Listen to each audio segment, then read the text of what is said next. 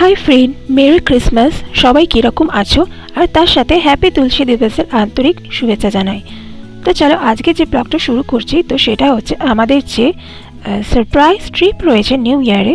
তো সেই জন্য আমি আর মা গিয়েছিলাম কিছু টুকটাক কেনাকাটা করতে। আর তার সাথে ফার্স্টে তো আমি আর মা আমাদের কিছু পার্সোনাল কাজ মিটিয়ে নিলাম। তো দেখতেই পেলে ব্রাইপাস কস করলাম।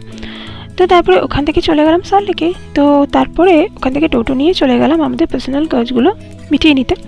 তো তারপরে সেখান থেকে চলে গেলাম আমাদের প্রিয় সি মার্কেট। তো খুবই সুন্দর লাগছিল, মানে ওয়েদারটাও খুব সুন্দর ছিল আর শীতটাও বেশ সেদিনকে একটু কম ছিল। তো তার আগে আমরা একটুখানি খেয়ে নিলাম।